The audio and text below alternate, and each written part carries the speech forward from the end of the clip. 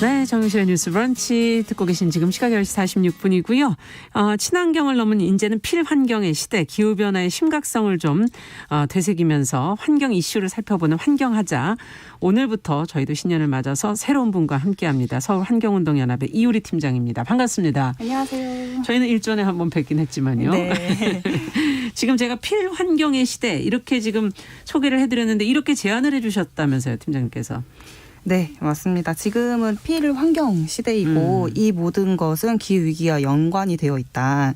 그러니까 이런 위기를 극복하기 위해서 환경하자, 환경을 지키자라는 네. 뜻으로 말씀드렸습니다. 그냥 친환경 정도에 머물러서는 안 된다. 네, 필환경이다라는. 네. 이제 앞으로 저희도 계속 그 생각을 버리지 않고 이야기 풀어가 보도록 하겠습니다. 네.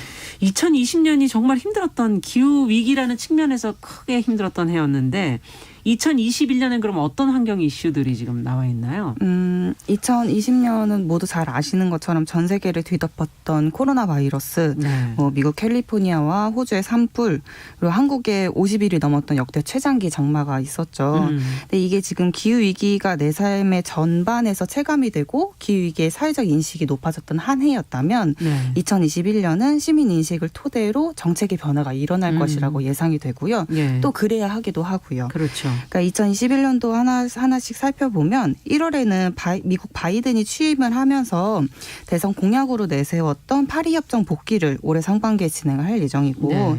또 3월에는 2021년 2011년이죠. 네네. 일본 후쿠시마에서 원전 사고가 일어난 지 10주기를 맞는 해입니다. 벌써 그렇게 됐네요. 네, 벌써 네. 10년이 되었더라고요.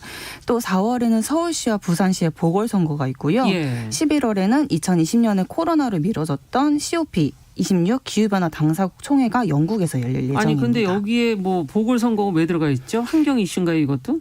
네, 이게 서울환경연합에서도 집중하는 이슈인데요. 네. 시장으로 나서는 이런 후보자들의 환경 공약이 어떻게 되는가가 매우 중요합니다. 검토해 보시겠다. 네, 그렇습니다. 이런 개발에 치중하거나 생태 기후 환경을 보호하지 않는 공약들이 계속된다면 지자체장이 세워지고 향후 이제 임기 기간 동안 이제 이런 정책들을 펼쳐 나갈 때 환경은 후퇴될 수밖에 없거든요. 그렇기 때문에 매우 중요한 것 같습니다. 네, 하나하나를 좀 잘 짚어가면서 올 한 해를 또 보내야 될 텐데 네.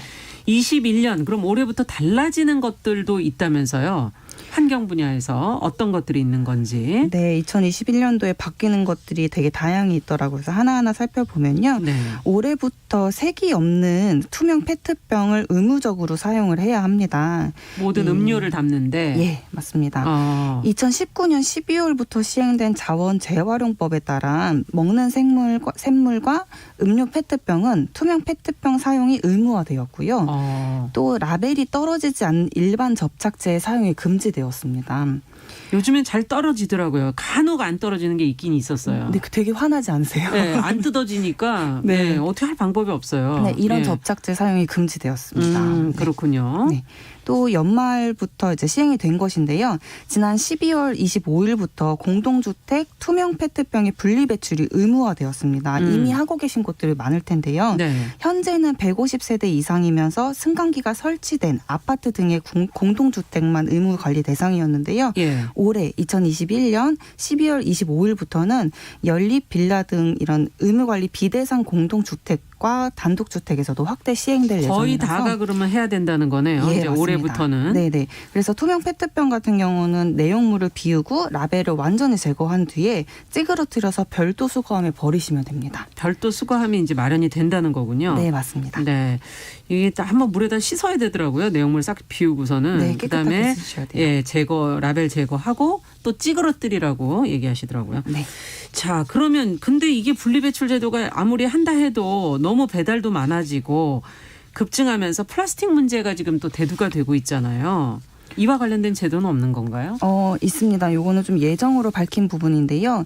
플라스틱 배달이 많아짐에 따라서 플라스틱 사용량도 많아졌고 그럼요. 그에 따라 이제 규제도 강화될 예정인데 이 플라스틱 배달 용기가 감자탕이나 해물탕 등의 플라스틱 배달 용기의 두께가 지금은 현재 0.8에서 1.2mm 정도인데 이것을 1mm 이하로 제한할 경우에 평균적으로 사용되는 플라스틱이 그 한 20% 정도 감소 효과가 일어나거든요. 그러니까 두께를 줄이면은 플라스틱 사용이 준다 이 얘기예요. 그렇죠. 네. 근데 이게 뜨겁고 녹고 뭐 이런 것 때문에 그런 건가요? 이 두께가 다른 것보다 두꺼운 건가요, 이게? 네, 맞습니다. 이런 부분 그런 원래는 이제 뜨겁고 뭐 어떤 사용량에 대한 그런 유동성에 따라서 플라스틱 두께를 조금 정해 왔었는데 네. 이게 과연 이제 플라스틱 감소 효과와 그리고 그 두께가 과연 적당한 것인지에 대해서 조사를 통해서 향후에 요거를 좀 더 규제해 나간다는 그런 예정을 밝혔습니다. 아직 확정된 거는 아니고. 예, 맞습니다. 이건 계획 중인 예정입니다. 네. 그럼 약간 얇아진다면 다른 것을 어떻게 보완하실 수 있는 방법들을 조금 고안하시면 되지 않을까 하는 생각도 들기도 하고. 또 더 있나요? 네, 또 이게 요즘 거리두기로 인해서 장보기 많이 하실 것 같아요. 네. 네, 이제 올해 재포장과 과대포장에 대한 규제도 같이 시행이 되는데요. 이게 제품 판촉을 위한 N+1 포장이나 또는 증정품을 묶어서 포장하는 것들의 재포장, 이런 과대포장이 금지됩니다. 원래 포장이 있는데 같이 묶기 위해서 또 포장을 하는 그렇죠. 그런 걸 말씀하시는 네네, 거죠? 맞아요. 예를 들면 우유를 테이프로 둘둘둘 묶는 네. 그런 방식, 그런 것들을 재포장과 과대포장이라고 하거든요. 예. 네, 이런 것들은 이제 할인이나 증정품 판촉을 규제하는 그런 방향이 아니라 네. 이런 과정에서 이런 이렇게 재포장하는 과정에서 발생하는 불필요한 포장 폐기물을 줄이기 위한 것입니다. 네. 네. 그 외에는 또 뭐 라면도 뭐 해당이 되나요, 여기에?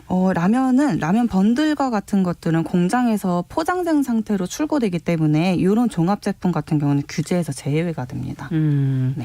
가능한 이런 제품을 그냥 같이 진열해 놓으시면 그냥 사가지고 가면 되는데. 그렇죠. 네. 예. 소비자가 직접 그냥 골라서 사가면 되는 거죠. 네. 그러니까 묶어두는 것은 이제 과대포장, 재포장은 금지된다. 네. 자, 앞서 이제 새로운 기후 체제인 파리 협정 얘기를 해주셨는데 그게 이제 올해부터 이행이 되는 그런 해인가요? 어떻게 되는 건가요? 네, 매우 중요한 해인 것 같습니다. 그 2020년에 만료된 교토의정서 기후체제를 대체할 신기후체제인 파리협정이 2021년부터 이행이 됩니다. 예.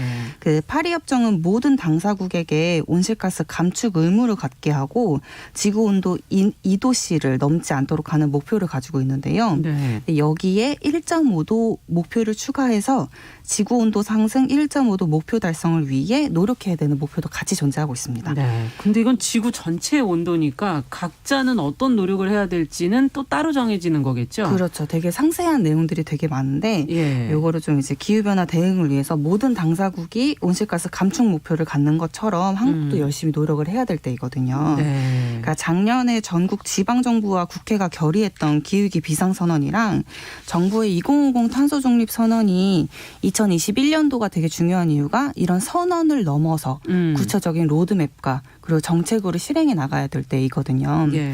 또 특히 2050년 탄소 중립을 위해서는 단계별로 온실가스 감축 목표가 있어야 됩니다. 근데 그 중에 하나인 2030년까지 향후 10년 후인 거죠.